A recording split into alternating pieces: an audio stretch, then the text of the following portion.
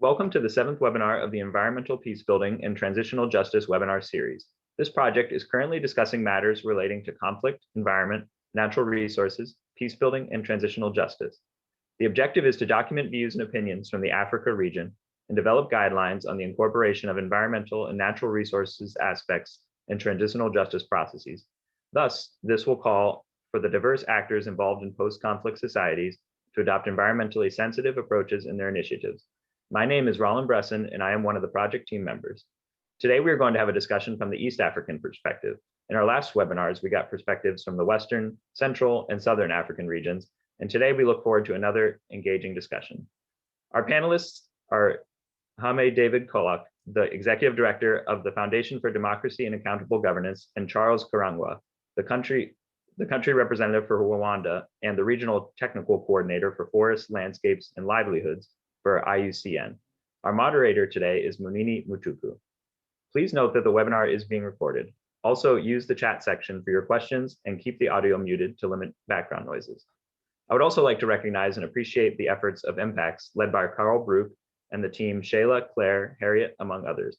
I would also like to appreciate the Bosch Alumni Network, led by Sarah Hamill, among others.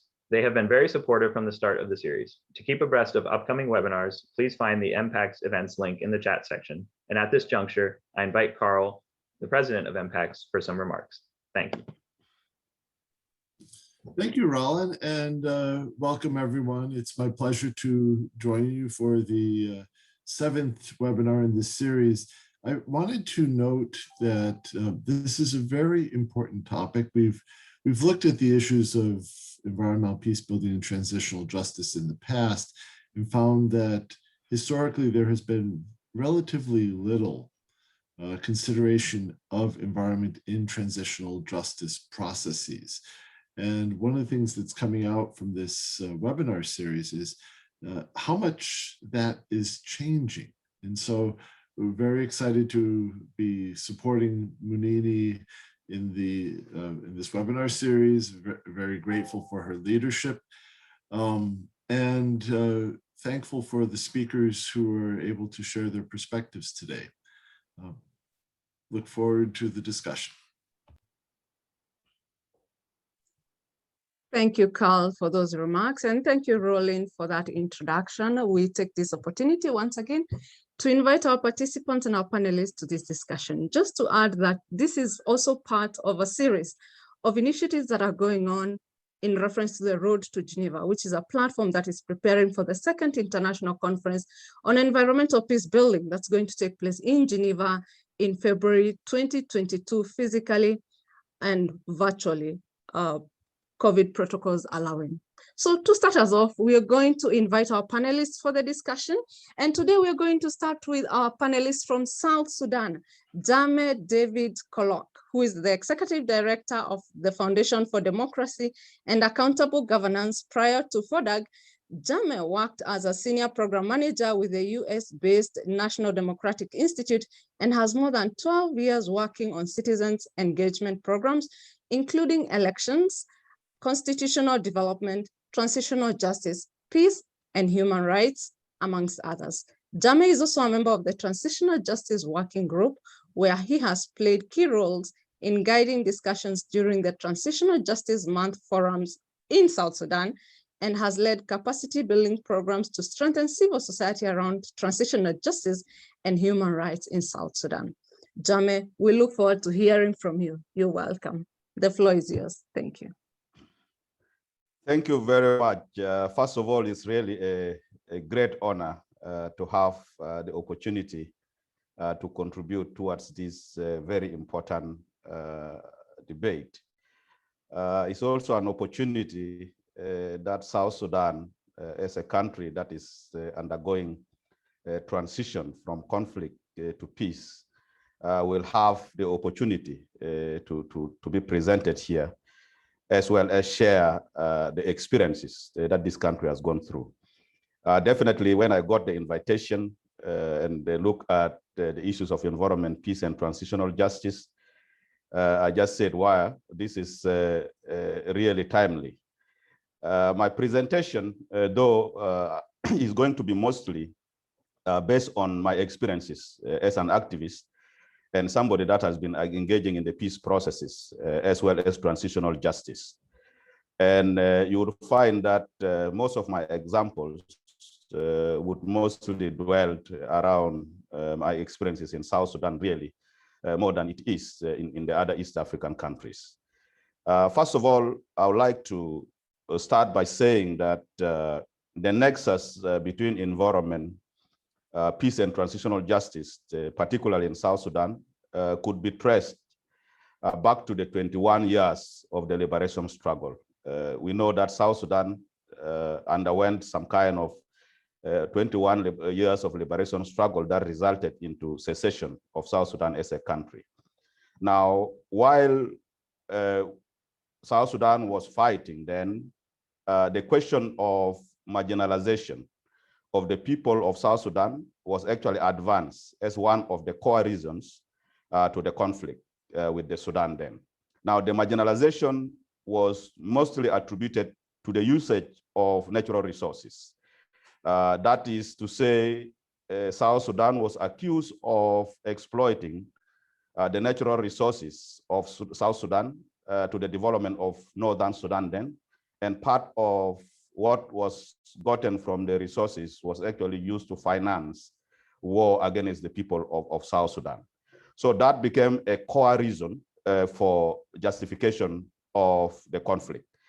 And mostly the natural resources that we're talking about, particularly in the south of the country, has to do with the oil. So South Sudan carried the burden of oil exploration as oil-induced displacement became a major problem to communities in South Sudan. Now, part of the money, of course, that was generated out of the oil was used to finance militia groups. And those militia groups were deliberately positioned to displace civilians, and the displacement resulted into considerable number of human rights violations that up to now is still become part of the discussion around shaping peace and stability in South Sudan. There are thousands of people that were displaced, especially in the oil field, and that becomes a fundamental question on human rights. This displacement, of course, involved also environmental pollution, which became hazardous to the livelihoods of communities in the oil-producing areas, yet it was deliberately intended to create unbearable conditions to instigate desertion of oil fields. Now, by then, South Sudan, before it became a country and as it was a movement, was actually seen as having very clear understanding of the usage of the environment. Of course, lots of value was attached to the importance of safeguarding our oil, the importance of safeguarding our forests, our extractive minerals like diamonds, and therefore that narrative was acceptable mostly to the people of South Sudan. Now let's look at what happened then when South Sudan became actually a country. We all know that despite the fact that we got our independence in 2011, less than actually 3 years, the country degenerated into another conflict. Now, the country, after it entered into the conflict that broke out in 2013, actually find itself adopting the same tactics on the usage of natural resources that they were in the first place challenging Khartoum about then. So things to do with the oil, for example, became very prominent in terms of financing the conflict after the 2013 violence. And even the national budget of the country was dominated by defense expenditures because the intention was to finance different armed groups affiliated to government, or again leading to forced displacement, to rape, and this kind of things. So that typically tells you clearly that the consequences of the conflict, whether during the time of the liberation or now, appear to be similar. And the trend of human rights violation tend to emerge similar to actually what happened when we are still fighting with the Sudan. So the use of the oil, especially mostly from government-affiliated forces, also culminated into utilization of resources by the rebel groups. So the strategy was that each rebel group was trying to cap for themselves an area, for example, to be able to do logging and enter into deals with the companies that undertake mining, literally intended also to finance some counter insurgency.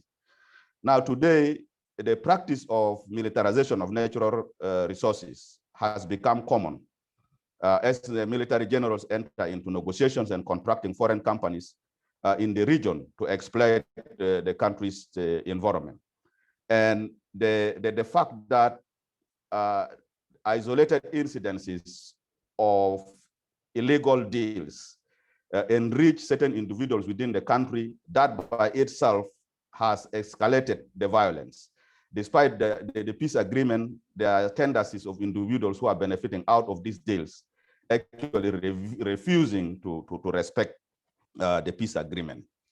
Now, armed civilians, for example, because of the militarization of the country, you realize that it has escalated the possession of guns in the hands of civilians.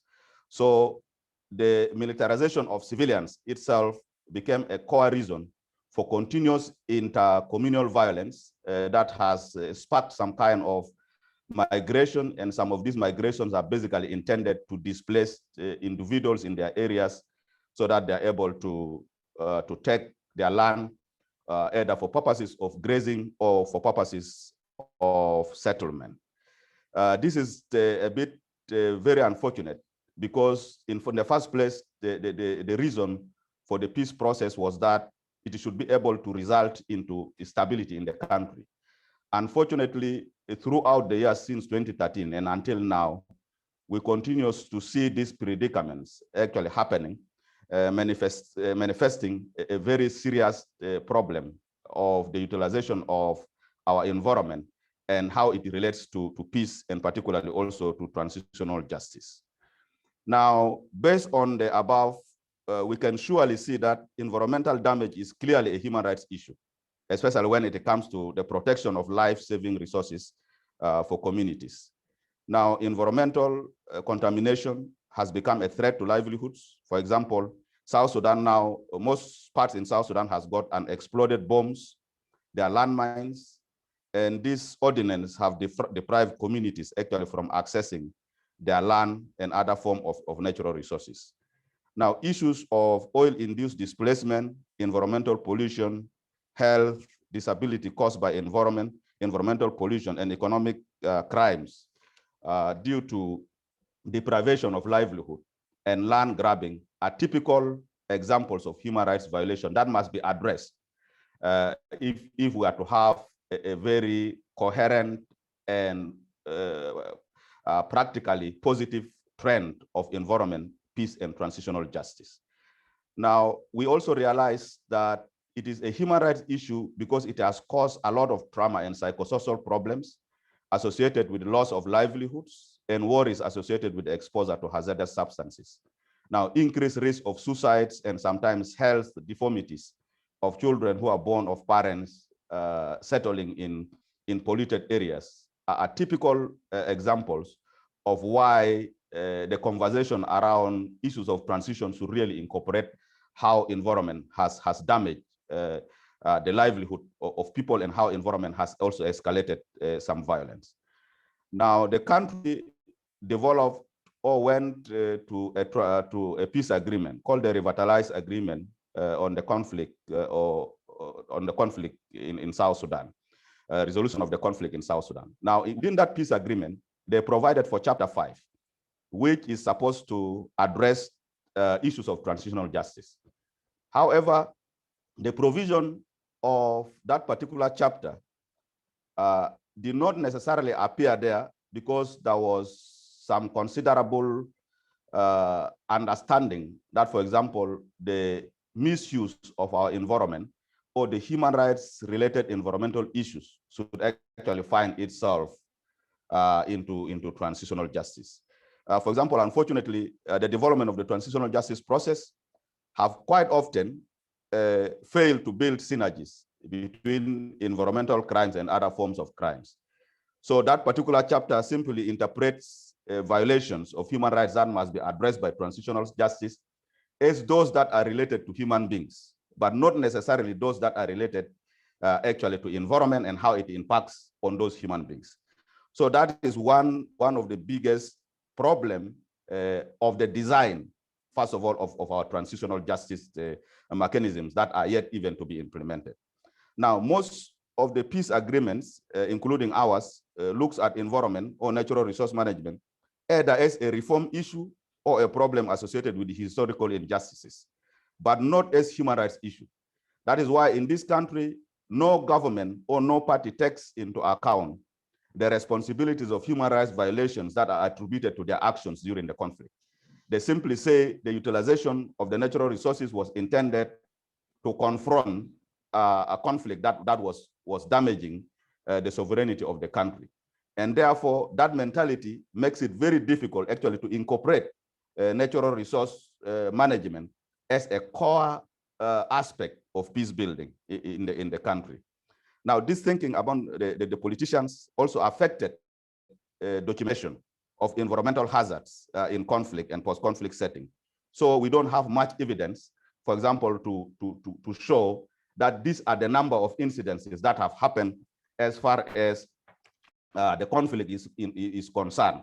So therefore, we found that the development of our transitional justice process mainly dwelt on human rights violations that are related to, for example, issues of rape, arbitrary arrest, and so on. And less of it has actually factored into issues of how much damaging, for example, the exploration of oil has caused into civilians, how much displacement because of the conflict has resulted into communities deserting their natural resources and therefore ushering in poverty.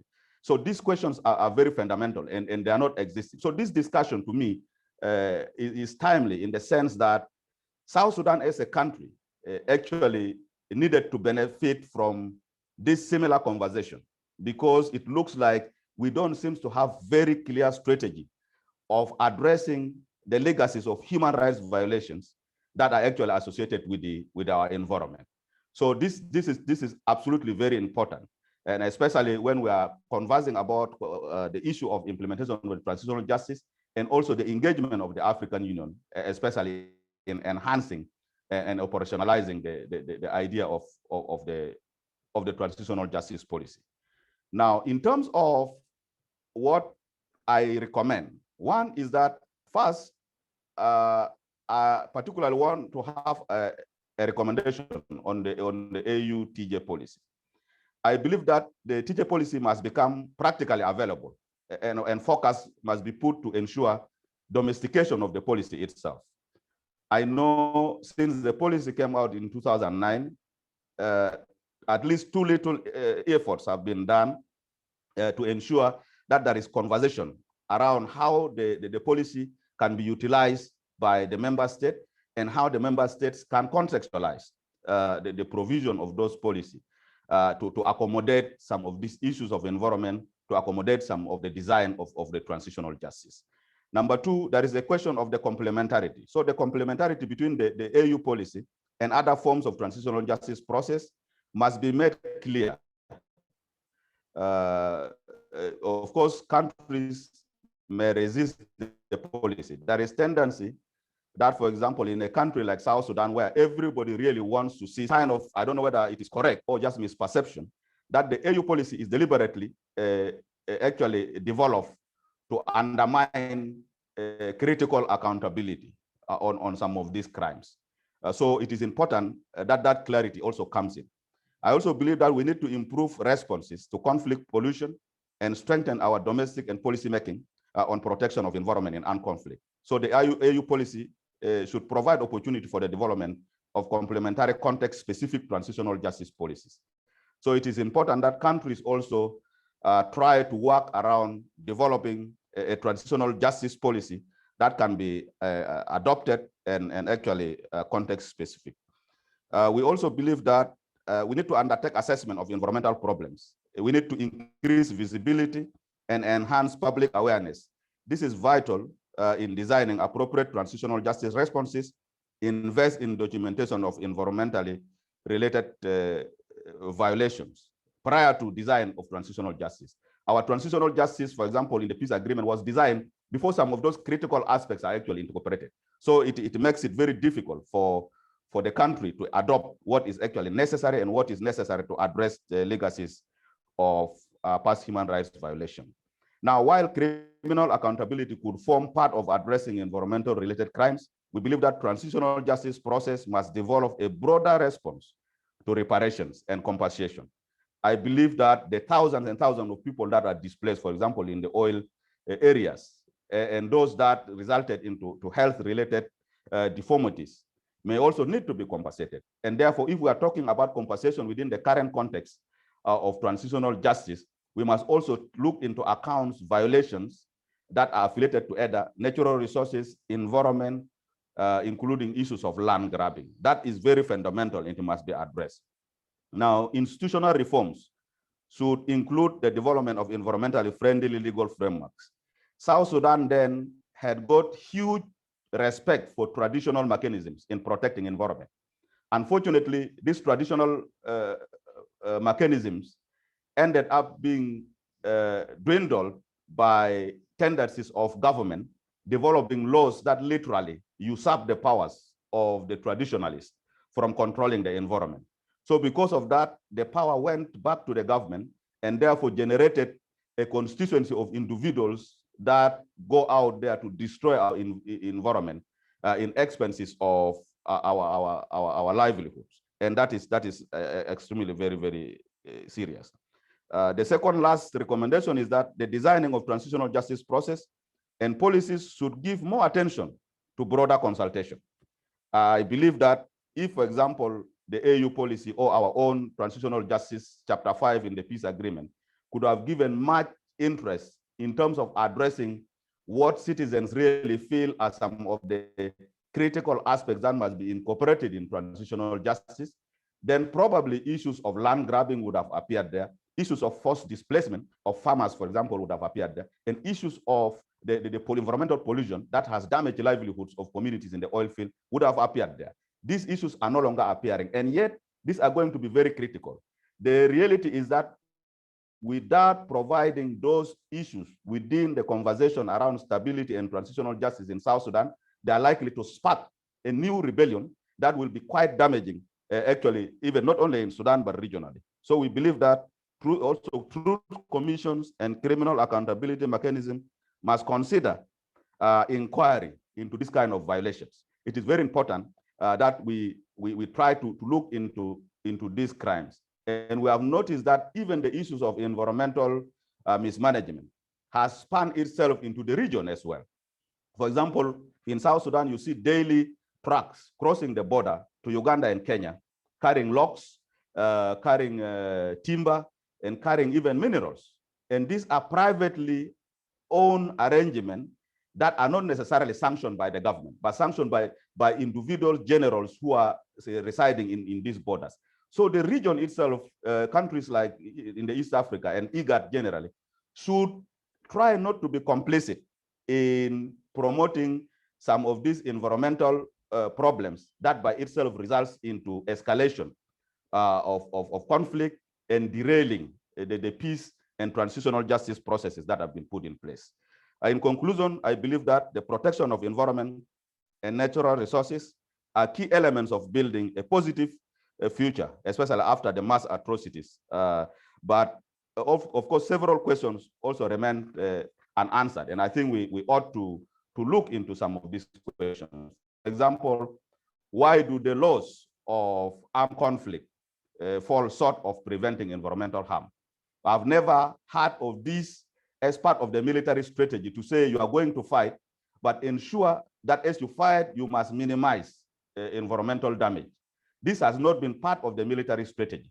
What seems to be coming up prominently is how the military intervention relates to international crimes. And I think these are things that need to be clarified.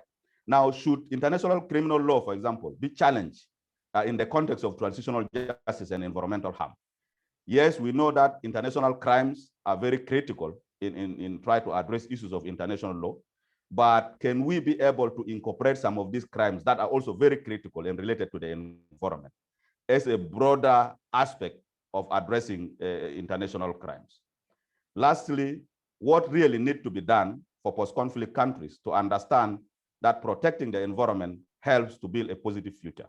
I think our member countries in East Africa need to respond to that question and ensure that as they build peace, they need to ensure, for example, like South Sudan, that is purely relying on oil revenue, must be able to understand that environmental protection and safeguarding our environment will contribute towards a sustainable peace and economic development, which is very paramount in moving this country forward. I thank you very much. Thank you very much, Jame. That was quite comprehensive. Thank you so much. Quite a number of issues came up. Thank you for finishing with that statement. Environmental protection will only lead to peace sustainability. So we cannot build peace without looking at the environmental issues, especially in countries where natural resources are a factor in the conflicts that are being addressed. You've raised the issue of marginalization in the use and access and ownership of natural resources that has actually led to the long-term conflict that we have seen, issues of revenue allocation, revenues that come from resources, natural resources, environmental pollution, the narrative on environmental pollution and conservation. We've seen forced displacement, which is a consequence of the conflict, but also a human rights violation. You've talked about logging and drilling of oil.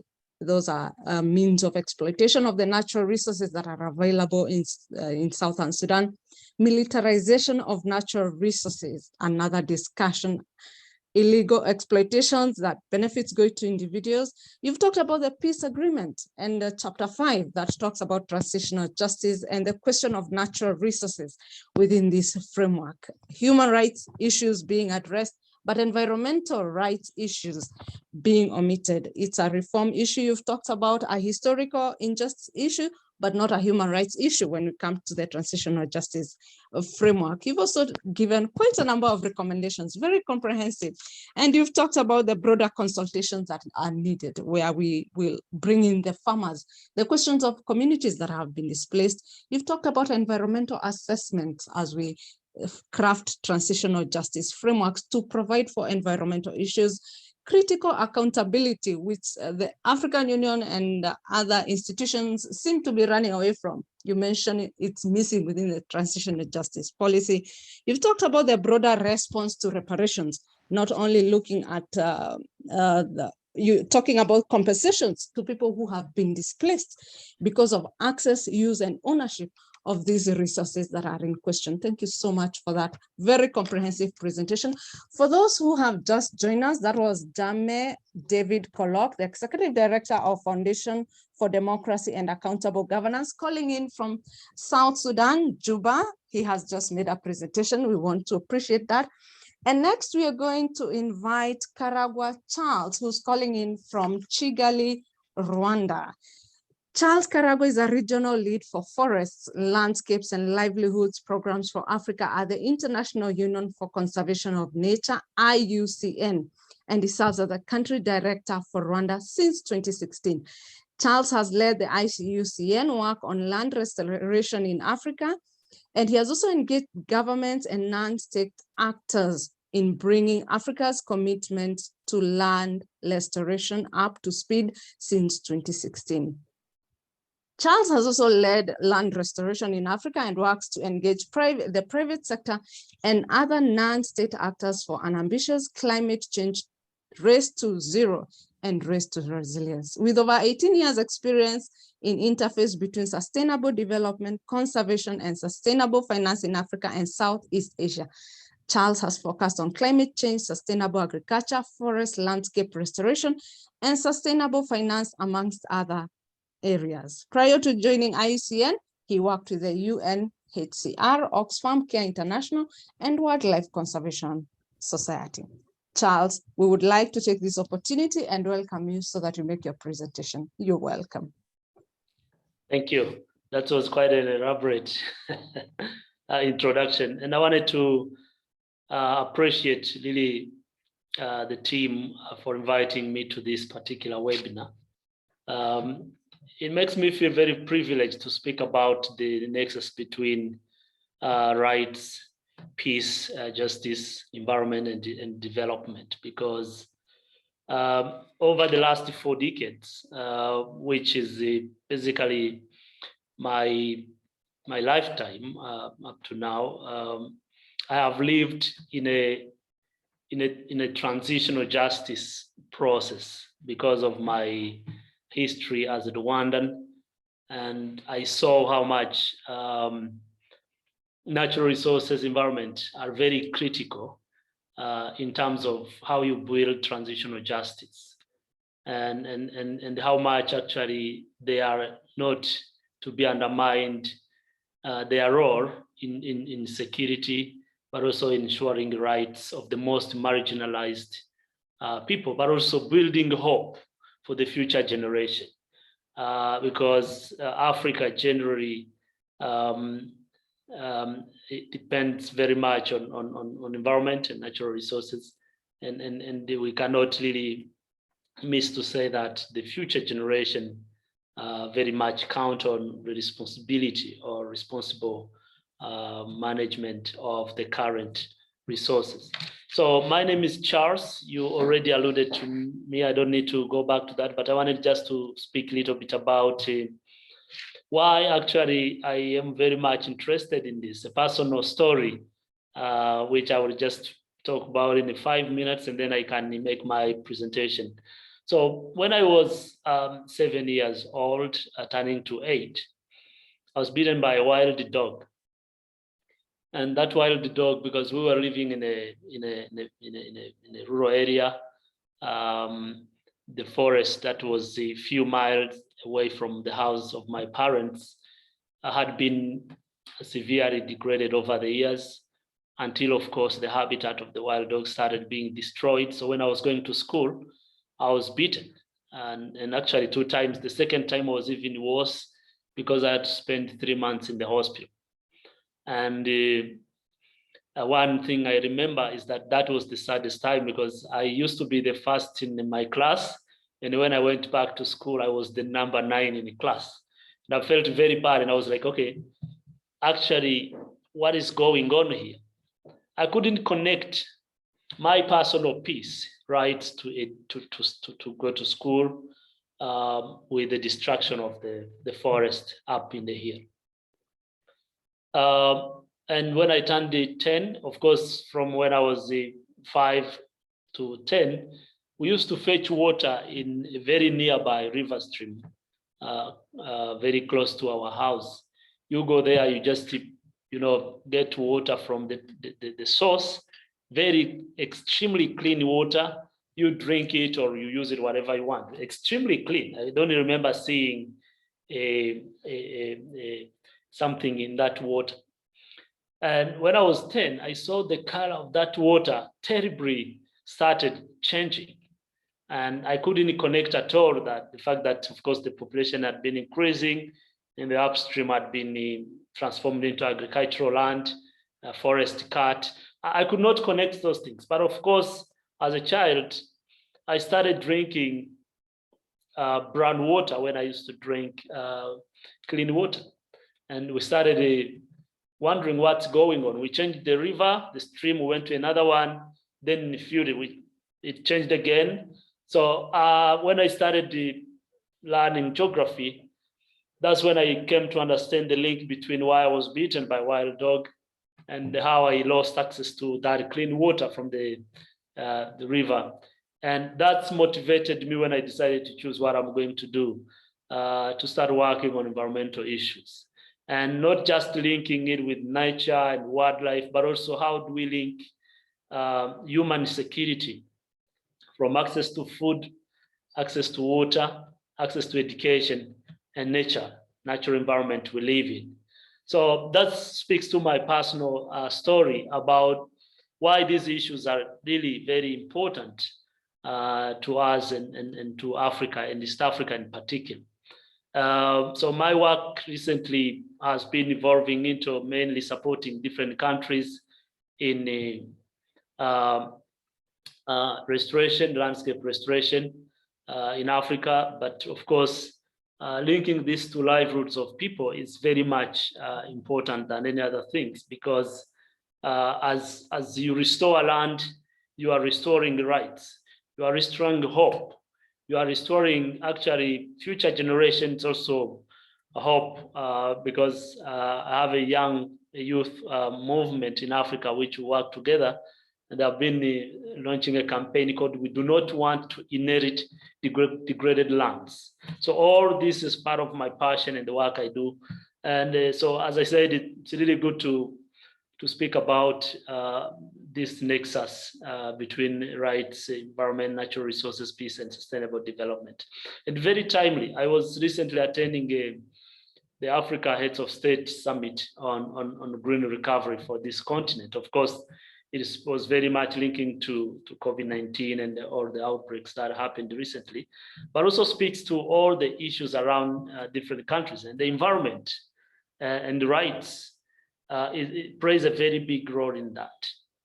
But also not only that, I also wanted to echo my friend Jame, who say that transitional justice links very strongly with economic, social, and cultural rights, which are all actually hugely dependent, at least in East Africa, on natural resources and environment. And this speaks to both macroeconomics, but also micro level economics. So because I was a part of the East Africa, I attended the East African community meetings where they were reviewing their indicators. And when you look at how much agriculture is contributing to the member states, and we cannot speak about agriculture without talking about the infrastructure that leads to agriculture, which is land. And or what land means for Africans. And I used to ask myself, why are so many cases in the court related to land? And I came to understand as I grow up that it's because land means a lot, and especially in our context in Africa, land means our history. Land means our belonging, land means our identity, land means our dignity, and land means most of the time also a link connects to our ancestors and grandparents. So all that speaks generally to how we look at the environment. And also the second sector is tourism in East Africa. Most of our tourism revenues comes from, of course, attractions related to protected areas. And those who have been following recently, we have been recording threats and conflicts and wars that even took many lives of rangers in different protected areas in our region. The recent one being the DRC, where tens of people were killed by rebels in the Virunga's National Park. So all this is threatening lives of people. And you can, of course, forget the sector of extractives. And my friend Jame mentioned the oil. In East Africa, of course, there are quite a similar context. But of course, in some particular regions, it's being made worse by an addition of conflicts and wars. So the other one is the timber. And when you look at East Africa, and how much our dependence on timber resources, forest resources is huge, from construction to even day-to-day household cooking, energy, to every area of our lives really depending on forest and timber. Yeah, it tells you how much that links to the security and rights and peace. Of course, fisheries, but also, just to name very few of those. So they're all sectors that touches both the economy, the environment, but translate into stability, translate into how people and citizens actually explain their rights, etc. And historically also this links to any outbreak of wars in many contexts. And I remember the narrative behind the genocide against Tutsi in Rwanda. The politicians were telling people that, if you kill them, we will give you their lands. Just land was the huge thing, not because you had big, but it's very easy to tell a poor person, when you're a politician, that yeah, if you kill that person, you take his cows, you take his land, you take his forest, you take, so that becomes a very quite a good song in the ears of those who are really deprived of their rights, access to resources. So that's why really it's very important to discuss these issues, especially with the next decades. And we can link this with different issues across the region, and I will come back in a minute to a particular context in my country, which I wanted to share and connect this to how it speaks to the whole of East Africa and the recovery, etc. But definitely, I was also surprised by the huge potential conflicts that could arise behind the issues related to water in our region. And actually, water is likely to become a major source of conflict in the next 2-3 decades if we don't do it properly. And we know that. So if you take the case, my friend comes from South Sudan, and if you take the case of the recent Renaissance Dam in Ethiopia on the Nile River, I mean, it's resources. It's the natural resources that is actually important to conserve, to manage, but also how we manage that as a nation, as a countries, at the transboundary level is very important. And this is even made worse, especially in the East African context over the years, by different factors. I mean, the increase of population, which then reduce the rights, if you want, to access a larger land area or other things. And it's even affecting protected area, the wildlife and other things. I worked in the protected areas in the Burundi, Nyungwe National Park, which is between Rwanda and Burundi. And in 2008, I remember always hearing stories of people who have been shot because of mining of gold inside the park or in different places. So these are all things that really are part of this conversation.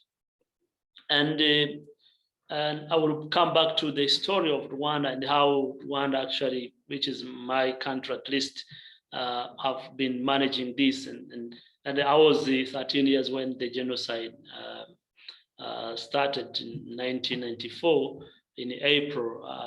I was there, and as I said earlier, the history behind conflicts and tribalism and wars in different countries in East Africa. If you take Burundi, you take Rwanda, which are sister countries, but also other countries in the region. They are very much linked to natural resources and environment, but also in the long term, how we manage that definitely affects the future of young people. One of the narrative behind the Rwandan politics historically was that politicians were pretending to say that Rwandans are many, and therefore you need to create divisions and be able to create conflicts between people, which results, of course, in the long term, some of the Rwandans going as a refugee to Uganda, to Kenya, to Tanzania, to other countries across the globe. But even those who stayed, it was very easy for many years to educate them how some part of the Rwandans are a threat to them, to their rights, to their economic growth. And therefore, if they kill them, it's going to be easy. And I talked about land, which was the first thing that they were. I remember even when I was in primary school, that was the song, you can take that land, you can do this. And it was very easy, as I said, to educate a part of Rwandans to tell them that they could kill people. So the genocide was made easy by, of course, that political narrative, which was building around natural resources and the economic aspects, and the false promises that they will be getting those other assets to them. But not only that, for me, the issue is not that, but that whole irresponsible leadership. That's why we talk about the leadership aspect when we look at how we manage these issues and connect the dots. So, and finally, genocide was stopped by young Rwandans who were refugees in Uganda and coming back, also across other countries, of course, coming back and being able to liberate the country, which was a very huge success, I call it. And that whole transitional justice was the most important, I think, that I have ever seen in my last 25 years, because one question that was huge and big in Rwanda was what will happen if you left the country in 1959, you are coming back in 1994, the land of your parents have been taken by another family, they have built houses, given that to their children and grandchildren, so that's nearly 40 years. So how do you manage that kind of justice? Because those who are back, they need their land back. But also there are people who have been residing on that. So that has been an interesting key elements in how Rwanda managed to do that. And I think there's a couple of things. The first aspect the government did was really to have that bigger picture, or that understanding of we want to bring people together, and therefore people need to unite, because that would have been another issue of dividing Rwandans. So that has been a very interesting dynamics. Two families sitting together, those who are coming and those who are still there, looking at the problem together, and being able to share the land available for those who are coming and those who are living there. So that was an interesting one. So the inclusive policies that were put in place were very, very critical. But the other element that was very helpful in our history was actually how even the local solutions, we have something, Rwanda put in place something called the Gacaca in 2002, which helped actually, which is it's community courts, and have brought genocide suspects to being judged through that community courts in hundreds of them, which could never be done by any court. I think if we had not done that, we would still have hundreds of thousands of people in prison, but that whole local community court suspect brought that whole transitional justice to bear and helped a lot. Also helped to solve those problems of natural resources, land ownership, forest, etc. The second, which is also very important, was how the government invested significantly together with civil society organization, community organization, religious organization in education and awareness. And as we speak about the rights, the environment, peace, etc., I think the role of education and awareness raising is very critical in that whole process. So, and especially focusing on really community-led solutions and engagement and participation is very, very important. So that was really another key pillar that helped that recovery from the genocide against the Tutsi to a more stable nation as we speak today. The third one was, of course, the next question was, okay, who owns land? There was a land that was owned by 7 people at the same time. So the government put into place something called the land registration process. Every piece of land on the country was registered under a certain family name, and that was very much through a participatory community who owns this land, where does your land start and where does it end, where are the boundaries, etc. Very community-driven solution to make sure that the conflicts can really be minimized by registering land. And if you have your land title, then it's very easy. There's no conflicts and fight anymore. And then the other one from an economic point of view is how the government brought up another solution. So one of the problem was there was too many people living in the park or in the vicinity of the park.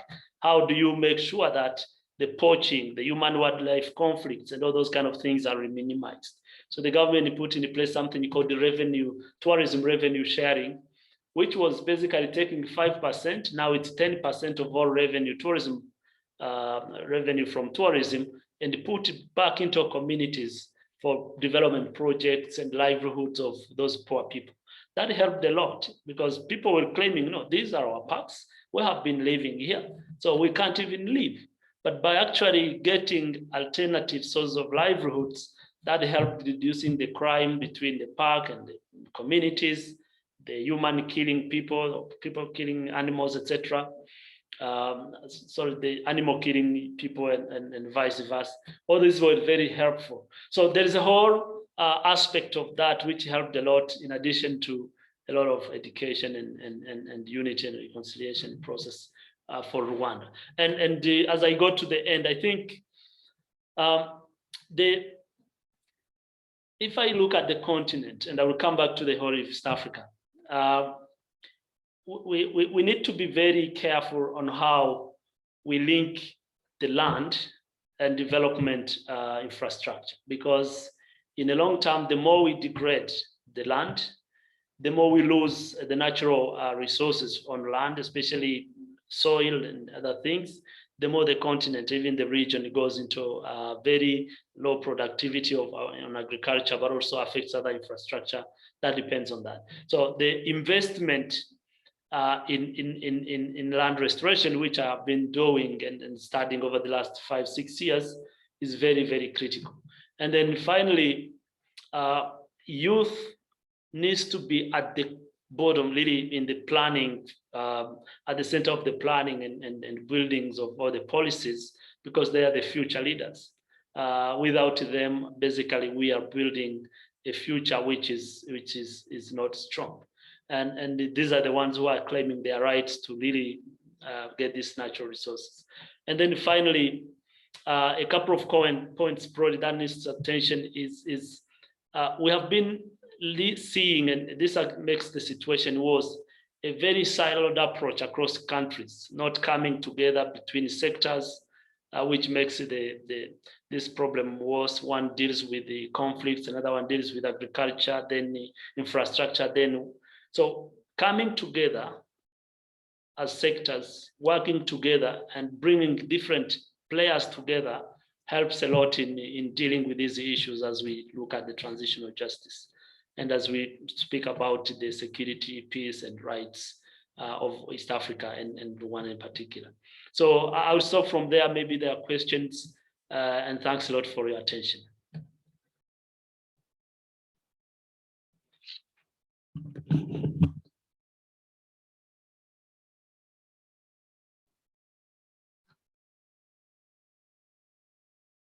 Munini, you are on mute if you are talking. Sorry, yes, I was talking, sorry. Thank you so much. That was Charles Karangwa calling in from Kigali, Rwanda. A very comprehensive presentation. Thank you for those points that you've raised. And thank you for finishing with a strong statement that we need an integrated approach towards dealing with the issues that we're talking about in transitional justice, but also in the management on environment and its resources. You've talked about the changes that you have seen since you were a child growing up, and over the years we keep talking about climate change, and for you I want to believe it's been real. You have seen the changes that have come in and the devastation or the challenges it has brought to the society. You've talked about human security and nature, how those two are linkages.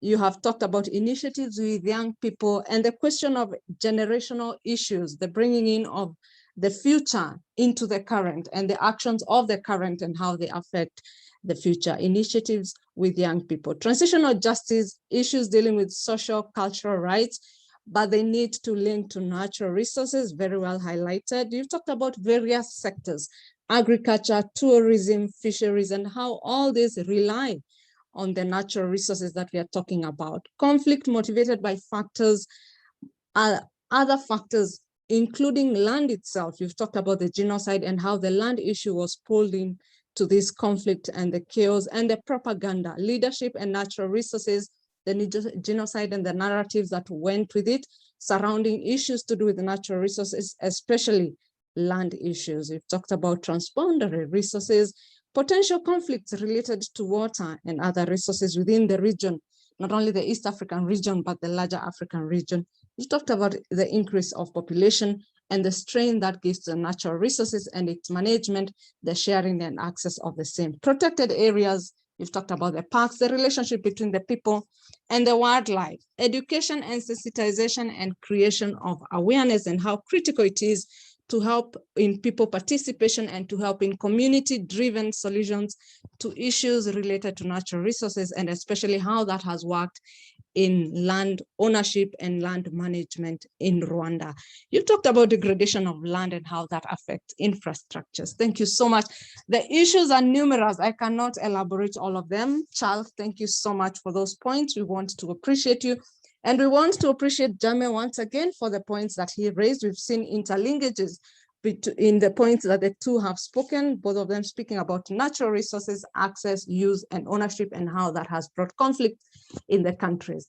So it's time for questions. And I can see a few questions coming in.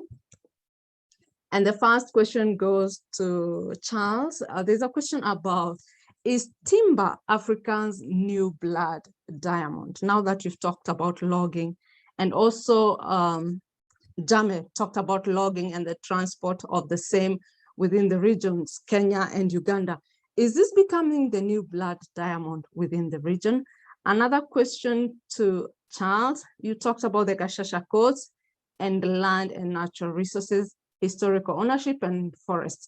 How did the Gashasha Code deal with issues to do with natural resources?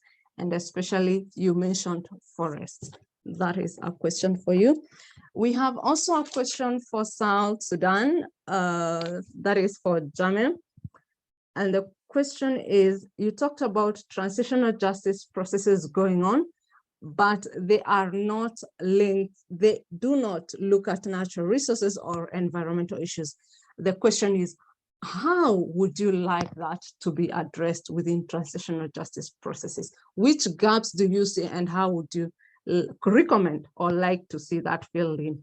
You also talked about international crimes and environmental issues, that environmental issues should be incorporated into international crime. And the question is, there has been the discussion of ecocide, the genocide of the environment, if you can put it that way. And the question is Africa ready to address the issues of ecocide? Are we as an African, is the African human rights system already addressing environmental degradation issues? And if it is it ready to address ecocide issues? You talked about accountability earlier on, and the question links to that. Is Africa, the human rights system, ready to hold accountable not only the nations, but also the multinational companies that have been involved in this ecocide? Those are two questions while we pick more questions. Charles, if you would like, or Jame, you can go first. Yeah, no, happy to do that if you allow, Jame. Can I go first? Sure, Charles, proceed. Thank you, my brother. Yeah, I think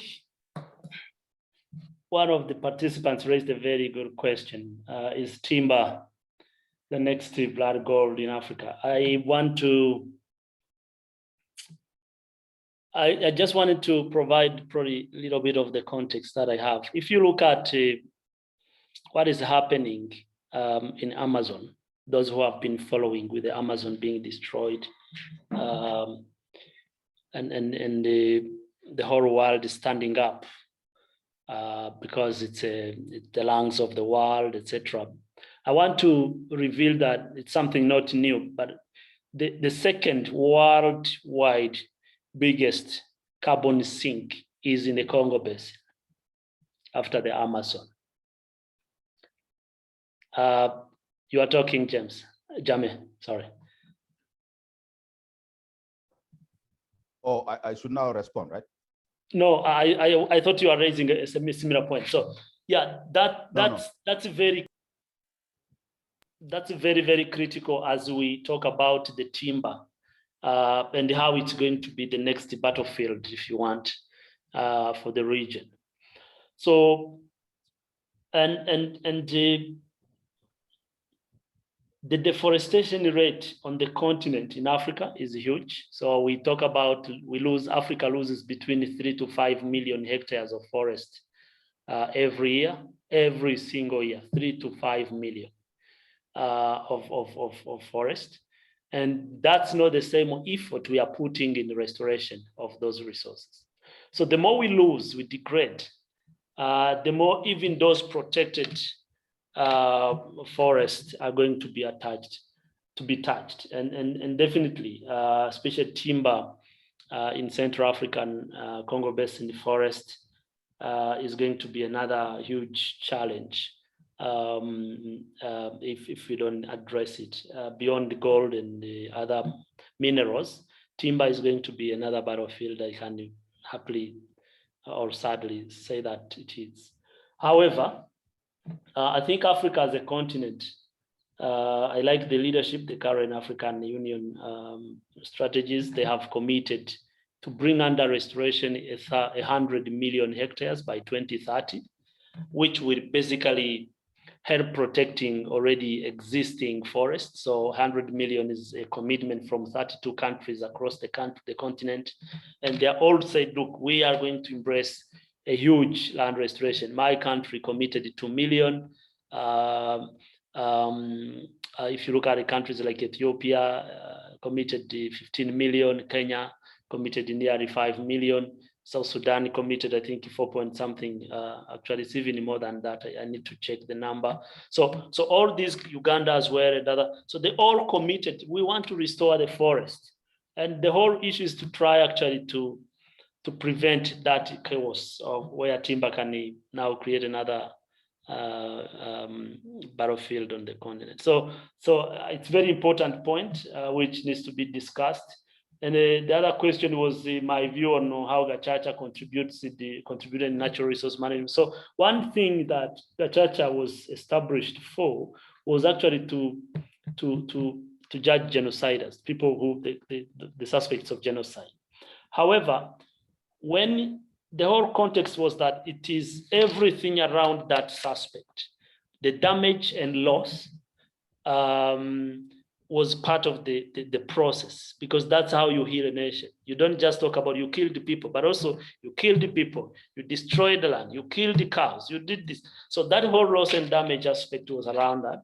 And the issues of land was, of course, another layer which was dealt by another commission, which was looking at how do we solve these problems. There was land committees in every village that was looking at that. So it was really all linked in that whole transitional justice that Rwanda had to go through, and the important. So I saw another question before I hand over to my brother Jame on Eastern Province. So yeah, luckily the Eastern Province of Rwanda, which is the most degraded area, is also one of the area that has huge investments, including the recent $49 million US investment to try to reverse that degradation and restore the land area in that province. So I'm happy to discuss more on that, but I wanted to hand back to Jame to add on that.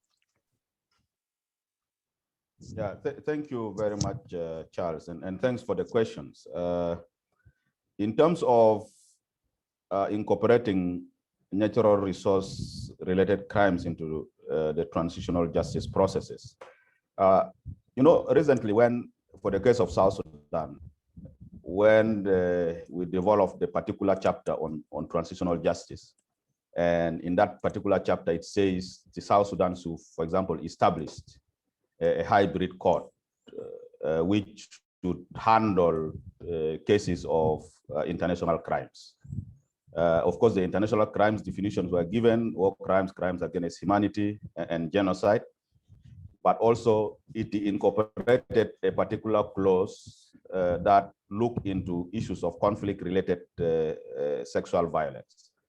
So similarly, the issue of environmental crimes, if the country was really ready to acknowledge that it has some very serious impact on human rights, would have provided that particular clause into the definition of the nature of international crimes that were supposed to be addressed by the hybrid court that is to be established. Secondly, that also takes me into the question of whether we can have a continental framework. It may be existing, I don't know, that clearly pushes for discussion around international crimes to explicitly highlight that there is no conflict that can ever happen without necessarily causing some kind of environmental crimes. And therefore, if we are trying to address the legacies of past human rights violations, especially in countries that has undergone conflict, we must surely acknowledge that environmentally related crimes must also be incorporated as part of international crimes, or even part of the domestic judicial processes. And I think these are discussions that maybe we need to have. In terms of whether Africa is ready to try to respond to these issues, I for one believe that the strength of Africa in addressing the issues of environmental crimes or environmental violation also lies in the African countries acknowledging that issues of environment are very important in building sustainable peace. And therefore, without a consolidated position of the African continent, it's actually going to be very, very difficult to address these issues broadly from the perspective of Africa. However, countries can easily be able to, for example, domesticate these kind of crimes and incorporate it into their local laws that govern issues of environmental protection. And obviously, it would also be reasonable, especially for countries that have domesticated international crimes, that they also bring in the aspect of environmental violations so that they are also prosecuted under the broader international crimes or any other crimes that are related to the violence or the conflict. Thank you. Thank you very much for those responses. Allow me to take more questions for you, Jame and Charles. And there's a question that Charles was attempting to answer. Allow me to read it aloud. I'm Christian, a student from University of Rwanda who is doing zoology and conservation. I'm also interested in landscape restoration on behalf of wild animals. So that's great to have you, Charles. What do you think for Eastern Province of Rwanda landscape restoration so that Eastern Province can have access to quality and sufficient water as regards SDG number 6? That's a question to Charles. Another question is there any relationship between ecosystem destruction and countries area? Is there any relationship between ecosystem destruction and countries area? I want to believe that speaks to transboundary resources that we had mentioned earlier. Another question goes to Jame. Jame mentioned a variety of natural resources that were part of the conflict in South Sudan. I was wondering if he could speak to the disputes over land and cattle and how this may be de-escalated and ultimately resolved.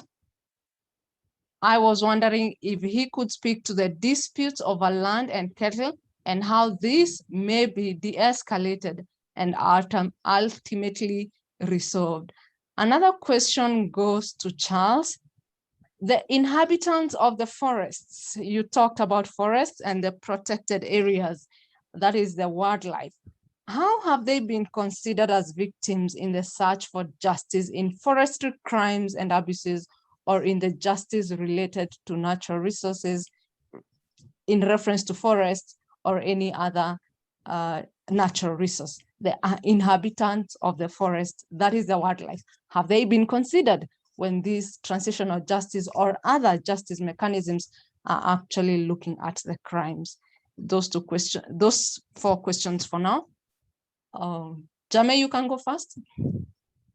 Yes. Yeah, thank you very much. In the case of South Sudan, and especially recently, and as we speak, the issue of conflict emerging from migrating pastoralists versus farmers is becoming prominent issue, and therefore, if not resolved, could actually spark another wave of violence. Like in my presentation, I did say that South Sudan has got huge proliferation of weapons, especially in the hands of civilians. And unlike many years ago, where, for example, such conflict are basically guided by rudimentary tools, these days, the cattle keepers are probably even more equipped. And by the way, recently, our government acknowledged that the weapons in the hands of armed civilians and the strength of armed civilians has superseded the capacity of the country. So you could imagine how issues of cattle migration has actually been hugely weaponized. Now, one of the reasons for this kind of migrations, obviously, is search for like sometimes grass, grazing land, water, and so on. But above all, of recent, there has been also the problem of natural disasters, like flooding that have sparked some kind of migration. Now, in terms of how this should be resolved, one is that as a country, we seem not to have a very clear national strategy to respond to disasters. And therefore, if disasters happens, it will take very long for the displaced communities to actually go back to their communities. Because, for example, no processes for construction of dikes, and therefore communities feel that when they return to their areas, those floodings will actually submerge their particular areas.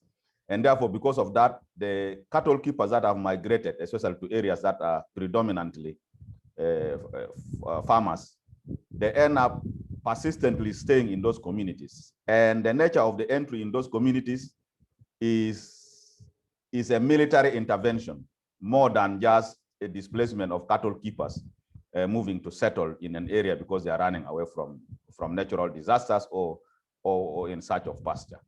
So this by itself means that this other solution depends on disarmament. So there must be comprehensive disarmament process that reduces the strength of these individuals that end up actually displacing, for example, farmers in the name of their cattle, or being used as proxy to actually claim people's land.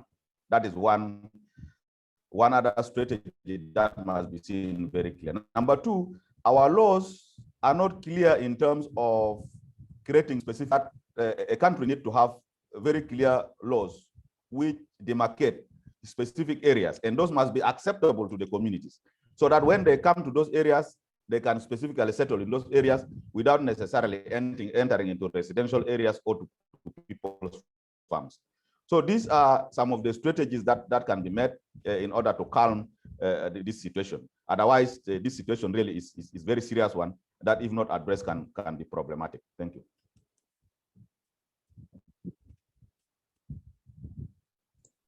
Yeah, no, thanks. Maybe I can chip in there on a few questions that were.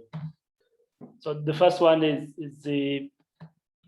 is around, I had already alluded to the Eastern Province. I guess the key things to understand here is that landscape restoration, it's an ecological process, but actually it also links to the cultural and traditional belief of Africans. You know, in Africa, most of people who are on the call who have been in different village, people meet always under a tree to have meetings and fruitful elders conversation. So there's this adage that under a tree there's always inspiration. So a tree has always been part of our belief. People goes under a tree to meet their God or their spirit. In my culture, we have trees that we don't cut because they are associated to our ancestors' spirits. So if you cut them, you have actually derooted or uprooted your ancestors. So abakurambere, those who are in the core and understands that. So there's that whole connection between restoring the ecosystem, but also restoring hope and restoring the future of generations. So that's, I think, very important when you talk about restoration. And you are restoring also livelihoods of people. You are restoring economies, because as you restore land, you are increasing agricultural productivity, but also other ecosystem services such as the water, such as the fresh air. You are providing access to other economic ingredients. So that's very important. And it's quite a long-term process. It's not just like come and plant trees. It's a long-term process to build that resilience, that ecological functionality, and bring it back. And the Eastern Province is composed of a very huge protected area, which is the wildlife corridor and habitat, Akagera National Park. And of course, one of the areas that needs to be restored is the park itself, the buffer zone and the vicinity of that park, because it's very important for the wildlife movement and the likes. But I think beyond that, all other ecosystem services, it's one of the dry area, for those who don't know Rwanda. And our interest when we developed this program for Eastern Province was really to try to restore different ecosystem services, water security, including the underground water recharge, but also food security, because people need to have their soils restored and increase soil biomass, etc., which it touches their livelihoods every day. So there's a link between the wildlife habitat restoration, the agricultural land restoration, livestock, which is pastoral land, etc. So all those components are very important when you look at restoration packages for Eastern Province. And the other question was the ecosystem destruction. I didn't understand probably that question, but the relationship between ecosystem destruction and the country's area. I don't know if you want to talk about land area. When you destroy, does it reduce? It might not reduce, but actually its efficiency in performing or giving ecosystem services reduce significantly. So if, for example, Rwanda has a total land area of 1.5 million of hectares of land. That's the total land area. Now, if you take that and degrade 500,000 hectares, you have reduced the capacity of land to produce, to function. You have reduced access to water resources. You have also reduced the biodiversity on farm, forest, etc. So there's all connection between the different pieces of macroeconomics with nature and nature destruction. And actually, we have just done a study which showed that when you invest in the restoration of ecosystems, for every dollar invested in restoration, you get between $7 to $20 in return on that investment, which means a lot. So water, agriculture, and other sectors. So there's all that. And as I said, the link with the country's area might not reduce, but of course the functionality, the importance, and the sense of productivity is going to be affected. And then there was a question around the inhabitants of forest, which includes wildlife. So, by the way, in many countries, there's environmental protection, environmental laws that protect wildlife. In my country, I know also in other countries in the region, in East Africa, even the East African community itself, in their environmental law, there is a wildlife trade related articles or particular attention, because wildlife should be protected. Therefore, there's all the laws around different countries. There's even international treaty. It's called the Wildlife Trade Treaty, which is the sorry, I have to confess that it's a big mistake, as IUCN is part of the big driver of this. So which is really very important on that, and many countries have signed on that treaty, international treaty around the wildlife trade and the likes. So yeah, there's that protection of wildlife. Then for people who used to live in the forest, some of them are indigenous people, still lives in the forest in different countries. But in Rwanda, because Rwanda as a country decided to treat all Rwandans equal, and people, former people, forest people, have been inhabited into within other community groups. So they are not distinguished of their former habitats. They are rather integrated in the communities. I will stop from there. Thank you very much, Charles, and thank you very much, Jamel. Another set of few questions, and this one is goes to South Sudan. We are using a natural resource and devastating another natural resource. That's talking about oil, the excavation or the drilling of oil to rebuild the economy, but in the process, devastating the environment where the people live. And the question is, are we facing another Ogoni land kind of environmental crisis? That's a question to South Sudan, following the crisis we have seen on oil excavations in the area. Another question goes to Rwanda. You talked about historical injustices related. There are historical injustices related to land, and you're talking about land restoration. And the question is, these historical injustices, especially within the larger East African region, where they don't have an organized system like Rwanda, and they have different land tenure systems, how would land restoration work for them? The question is, having different land tenure systems within the other East African regional countries and facing historical injustices that we're talking about, displacements and demarcations, how does this work when it comes to land restoration?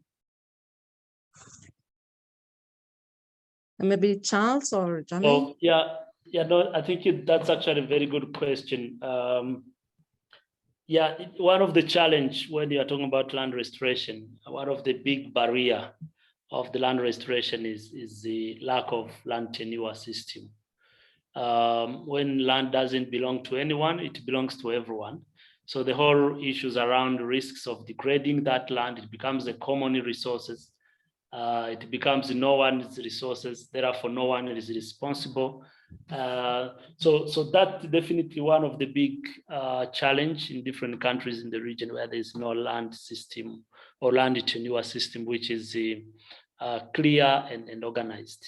However, there's also another bit of that. The other side of the story is that in some of the communal lands, where there's traditional authorities who are very strong, they help build in their traditional beliefs environmental and land protection or forest protection kind of norms. So if you go to some area in Uganda, for example, you will see that in some tribe, cutting a tree is a crime.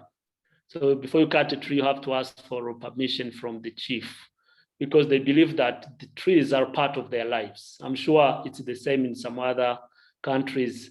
And for communal land, then it becomes easy to protect through that whole traditional norms and practices. So, however, as you rightly said, it's one of the major challenges. So when we are developing landscape restoration assessment, we look at land tenure systems, we analyze that, and it happens to basically realize that the lack of land tenure system affects the projects, even interventions on landscape restoration.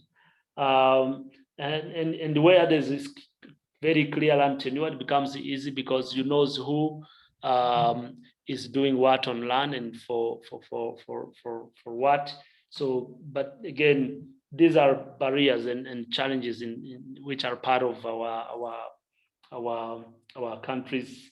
But I'm sure the way we have been maneuvering these are also that we work very much with local authorities and traditional authorities to help getting those projects moving forward.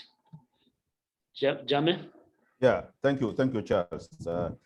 Yes, I think truly what we are witnessing, especially in the oil producing areas, is probably not different from the predicament that faced the Agonists. One thing which is clear is that I think South Sudan as a country is still struggling to really understand how the oil production should relate to other sectors of the economy, including agriculture, including, for example, maybe mining and so on. Now, the focus only that I think most of the people look at is oil. Definitely is a quick money sector. It doesn't take long for you to produce this oil and have the markets readily available, and therefore the millions of dollars generated from the oil is being seen as the only available option. And therefore, any crimes against the other sectors of the economy, including destruction of our environment or displacement of farmers by cattle keepers or mining, illegal mining, is not taken seriously because after all, we have got other alternative, which is the alternative of the oil. Now, in terms of how that needs to be addressed, I think this kind of discussions that we are having is actually very, very important. For us to acknowledge that, for example, oil definitely is non-renewable, and the threat of losing the oil in the next few years could be imminent. And therefore, as a country, I think it's important for us to acknowledge that any destruction that we bring simply because we feel that we have got oil is likely to degenerate this country into a very serious stage of economic collapse. And that is why I think my recommendation is that this kind of conversation at some point, they need to zero down to country-specific conversation where we'll have policymakers and we have civil society and so on, have discussion in regards to what value do we have in for example, protecting our environment to ensure that the production of oil is done in a manner that respects other ecosystems in the country and the human beings. Thank you. Thank you very much to our panelists for those answers. Very interesting discussions going on there in reference to natural resources, peace building, and transitional justice. I'm now taking the last set of questions. So for our participants, if you have any other questions, kindly put them in the chat. I'm taking the final set of them. So our question goes to South Sudan. Jame, you talked about traditional mechanisms. Would it be possible for you to give us an example of some traditional mechanisms working in relation to environment and justice? A question also is, a comment is that within the East African region and also within other regions within the African continent, we have seen what you've talked about, the armed pastoralists or arming of pastoralists who migrate from area to area, mostly because of the question of their own security. You talked about disarmament within the region. If you disarm Uganda and you don't disarm Kenya, the Kenyans will go to Uganda and attack and steal the cattle. You disarm South Sudan, you don't disarm Kenya, the Kenyan go to South Sudan and they attack and they steal the cattle. Is it possible to have a comprehensive regional disarmament program? Because these programs have been tried, but country specific, as far as we remember. Is it possible to have a really comprehensive disarmament program within the region? And secondly, is it not a question of security? Are the countries really able to provide the security that the pastoralists need? Because most of the reasons we get as to why they're armed is because they need to be secure, so they arm themselves. But if you are armed that way and working in Nairobi, we will definitely prosecute you for holding a firearm. But in those regions where they arm themselves that way, it's taken as part of their security. Another question goes to Rwanda and the question of poaching. Charles talked about poaching, and the question is, was he talking about poaching as defined during the colonial times or using the colonial terminologies, or is it as a people's access to a resource? People go to the forest and kill the wildlife because they need meat and food for themselves. So is that poaching, or is that access to a resource that the community and the people need? The last question that I have is about the African Continental Free Trade Area.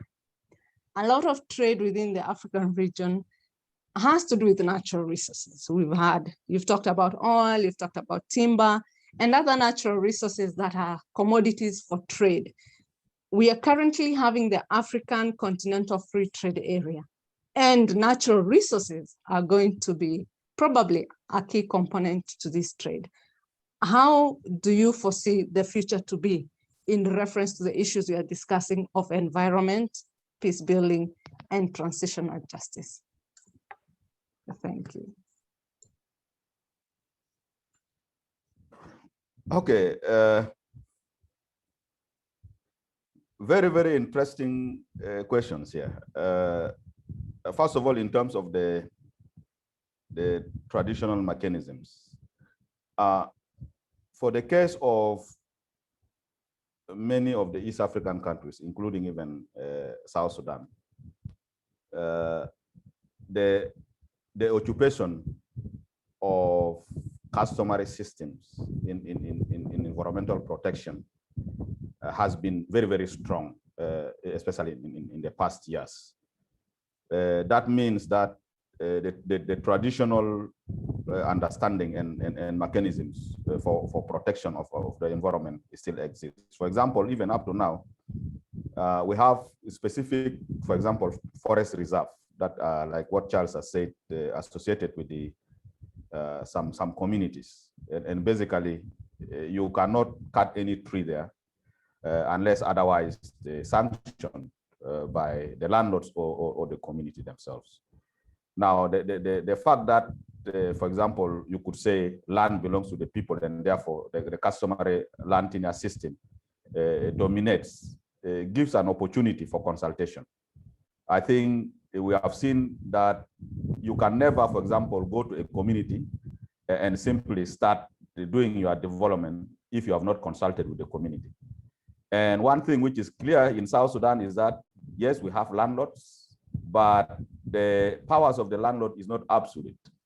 Even if you own the land, definitely there must be some kind of consultation, and the entire community should actually respond and see how best can you utilize that land in a manner that can be sustainable and can be able to support the community.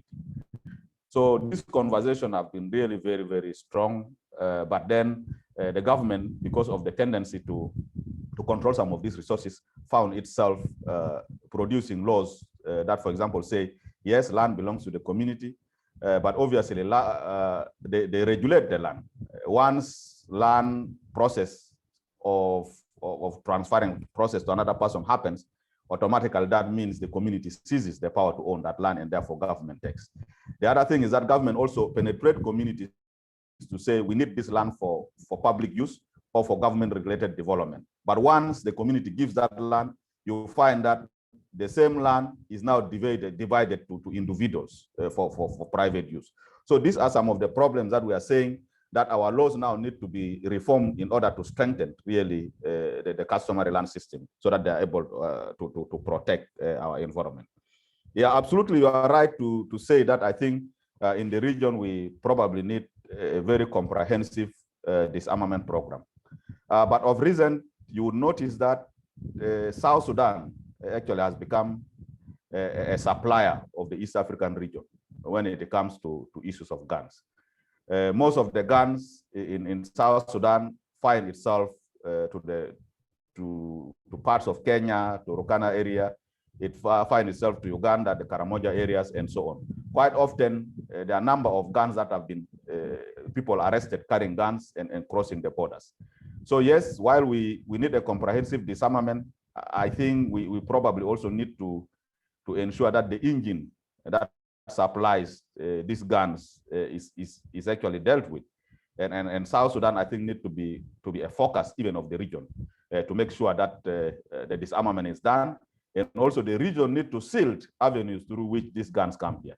Because right now, South Sudan is under arms embargo, but because of specific interests, you find that some of these regions actually facilitate entry of guns still into the country.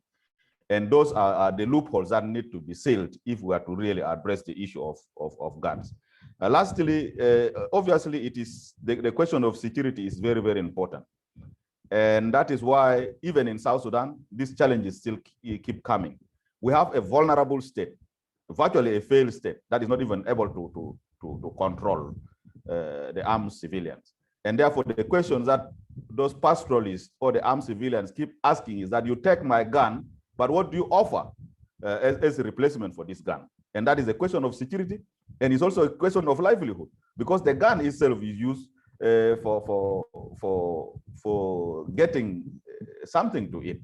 Some of these guys go use the gun to raid, so that they get animals to marry, so that they get animals for food. Some of these guns are used to grab people's land, so that they are able to use that land to sell. So without a formidable government that is able to provide service to the people, I think it's going to be extremely very difficult, because every time somebody will not want to give their guns, because first is for their security, and two is to be able to address the question of livelihood.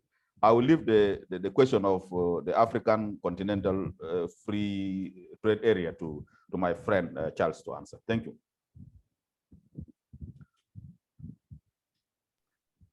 Yeah, thanks a lot. So I actually missed the African Continental Free Trade question. Munini, if you want to kindly allude to that again. Yes, the question is, we now have the African Continental Free Trade Area happening within the African region. Is it starting this year, 2021 or 2020? The commodities of trade are part of natural resources. The natural resources that we have are part of the commodities of trade. So the question is, how do we see the African Continental Free Trade Area contributing to what we're talking about when we say environmental management and natural resource protection and justice? Because the trade is going to happen. It's already happening. So how does that picture look like? Thank you. And I would probably take this to the next level. Trade will continue to happen globally between Africa and Europe, between China and Africa, between Asia and Africa, vice versa. How does the trade going to affect our natural resources, especially when it comes to sustainability, responsible environment, etc. One of my other type of job or heart is that I'm also one of the COP26, those who knows the COP, the Conference of Parties on Climate, the climate COP26, high-level champion leading on land restoration in Africa. But there's quite a lot. So there's a Race to Zero, which is a big campaign we are launching, or we launched a couple of months ago, to attract private business, private sector investors and different development sectors to commit to Race to Zero by 2050 with the interim targets of 2030. Then there is a Race to Resilience, which encourages the private investors, finance sector, businesses to ensure there's a resilience of vulnerable communities and the islands and the vulnerable states.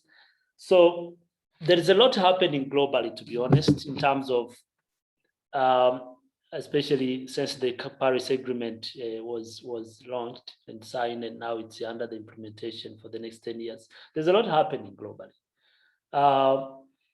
However, whatever happens globally to sing and that song of green and environment and the climate change and net zero, race to zero, whatever, will not change anything until countries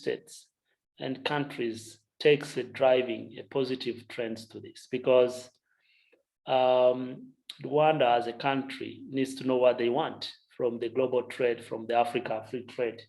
And if they want sustainability, they will export sustainable products from sustainable sourcing, from sustainable supply chains. They will not export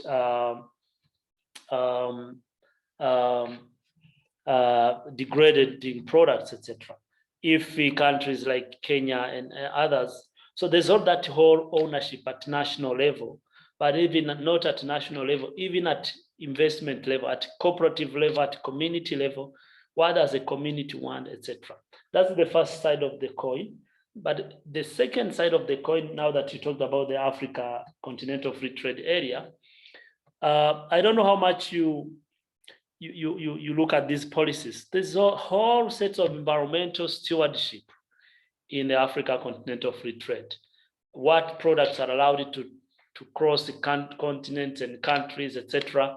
And there's quite an interesting article around sustainable supply chains. Basically, if you are sourcing a product, let's say cocoa from Ghana to Ivory Coast or to Nairobi, the key thing from that whole process of export or that intercountry trade are those products sustainably produced and sourced? Are they not degrading the environment? Are they not harming the environment, etc.? So there's those whole policies. But again, it comes back to country level in reinforcing and implementing these good policies. But there have been always good policies. But then the implementation, that's why actually I love talking to young leaders when they are positioning themselves as environmental activists and leaders. We need to raise those voices now. And whenever you are asked to contribute to a policy, to an action in your country, how much are you actually forward-looking for today, but also for future generations? That's what we call sustainable development. It's a development which does not compromise the current and future generation. Without that, definitely we'll be talking to ourselves. And in terms of forest landscape restoration, we are also exploring with the COMESA, the regional economic communities, the COMESA, SADC, ECOWAS, IGAD, and others. All these economic communities in the East Africa community as well, to have these targets domesticated within the different regional communities, which means that the timber legality and certification is going to be critical in terms of how they harvest trees, etc., and export timber-based products, but also agricultural products, how they export different agricultural produces. Certification is going to increase as within this Africa Continental Free Trade. There will be certification components which will be there. So all these are part of a big elephant in the room, really, on how environmental is taken care of across different sectors. I will stop from there. Thank you very much. Charles, you forgot one question, the question of poaching. Poaching, is it the people's access to a natural resource that they are traditionally used to, or is it poaching as a criminal activity? Where do we draw the line? Thanks for the reminder. I was alluding to poaching as a legal activity. So in many countries, actually, poaching is becoming more and more illegal. Poaching is illegal, but there's something called sustainable use of resources. So if you go to Namibia, trophy hunting is allowed because it brings quite a lot of resources to a country. Wild meat is allowed in some countries, but there is a system There's a very clear framework about how do they source those wild meat, etc. So, so therefore, what I was really referring to is illegal poaching. And the only way, when you talk to poachers, they tell you this is the only alternative livelihoods we have. If we don't poach, we're gonna die.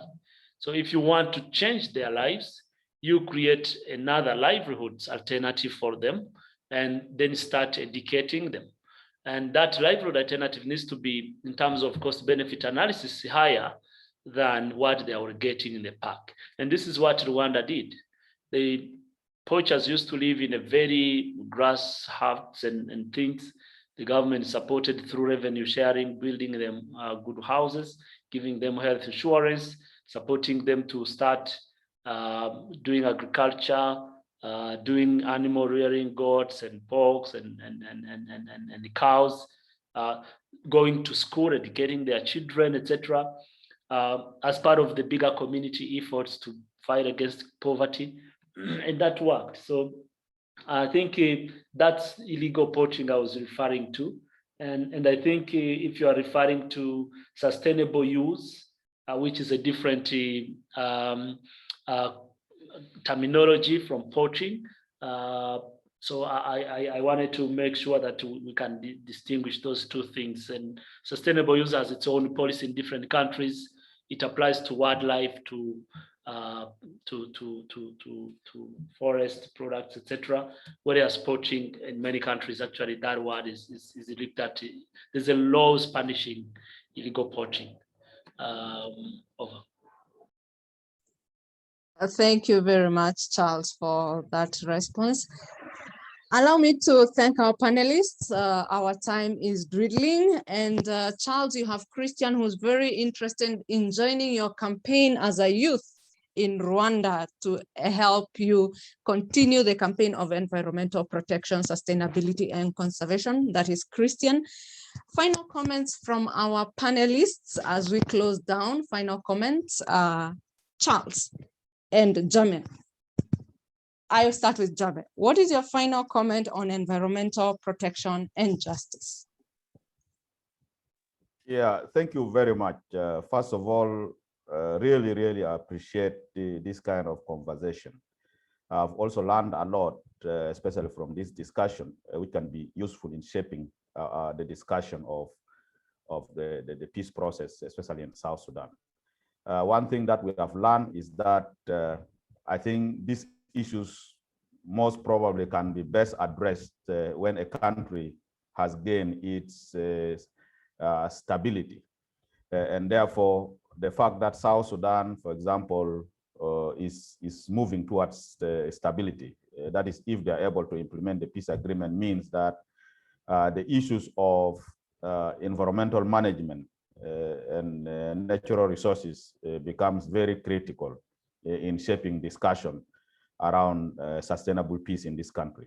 It is also happening at the time when actually the transitional justice mechanism for South Sudan have not yet been established. And therefore, my hope as somebody that has been an advocate on issue of transitional justice is that as we develop some of our legislations on some of the mechanisms, I think it would be important for us to push for incorporation of some natural resource related violations into the broader conversation around transitional justice, because obviously these are very important. Then lastly, I still need to insist that this kind of conversation need to be brought into the countries, need to be made country specific, because surely South Sudan has no knowledge of many things, apart from the fact that it's still a new country. But even the conflict itself has diverted the thinking of the country towards incorporating these very important issues, especially issues of environment. We cannot continue dealing with oil as a major aspect of running our economy. We need to build the other sectors, and we can only build those sectors when we understand that it has very clear relationship between peace and transitional justice. Thank you very much. Thank you very much, Jamet. Charles? Yeah, thank you. I want to appreciate this conversation, and probably as we start a decade of ecosystem restoration, as we start a decade of the Paris Agreement implementation, what we call the nationally determined contribution, which all goes into the next 10 years. We are also starting the post-2020 biodiversity framework on around the Convention on Biological Diversity. And when you look at all of those, there's a key elements there. There's a need to involve people and put people at the center of this discussion. And I will tell you why. Because people are the ones who cause the damage, and the people are the ones who suffer most. So we create damage, we destroy our nature, and we are the ones who suffer from floods. And those who have been following what happened in Europe, Germany and Belgium and the neighboring countries, including even Switzerland and some parts very close to Germany. The flooding is a result of too many things, but mostly a human activity. We are going to see more harm, more damage, more disasters coming if we don't take responsible actions.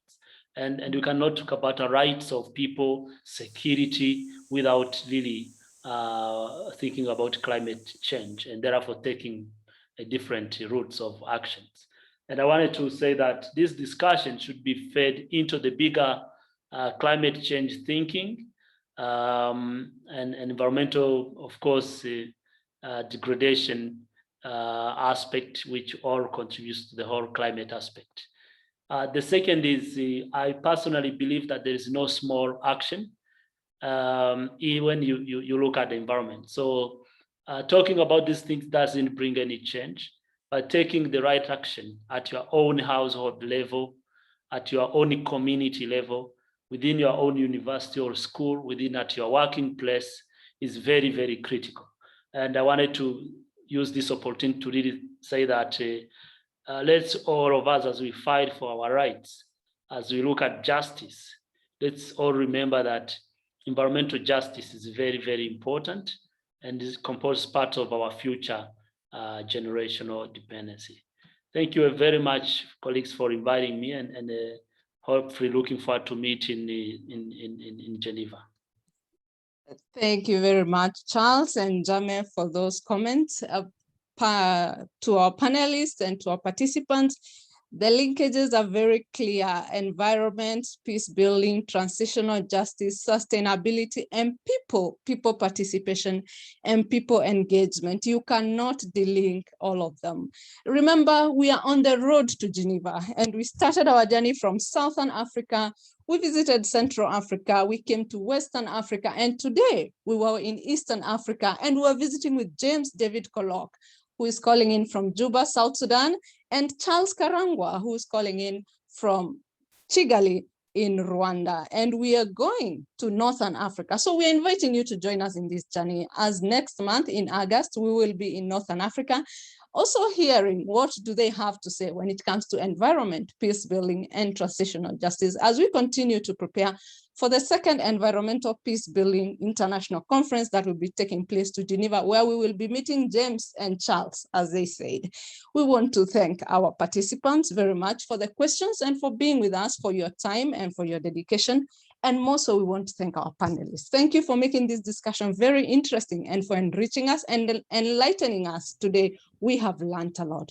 We want to appreciate the team of Environmental Peace Building Association, led by the president, Carl Brook, together with the teammates who have been working to make this webinar possible. And we also want to appreciate Sarah Hamel from the Bosch Alumni Network, who has been working with us, and also making sure that this webinar happens. We want to appreciate them. We want to appreciate the project team of Miriam, who comes from Sudan, and Rollin, who's calling in from America, for their continued support and for also making sure that these webinars and our panelists and participants are well informed and they are on board with us. Remember, we are going to have this recording posted on our website. Kindly visit our website for any updates, and we have sent our email on the chat so that you can reach us if you have any questions. With those few remarks, I want once again to appreciate everyone who's been here with us for your time and for your dedication. And let's continue with the discussion as we continue to build this continent from an environmental perspective, a peace building perspective, and a transitional justice perspective. We hope to see you in our next webinar. God bless you and have a good morning, good afternoon, and good evening. Thank you for the great discussion. Bye. Thank you so much. Bye-bye. You're welcome.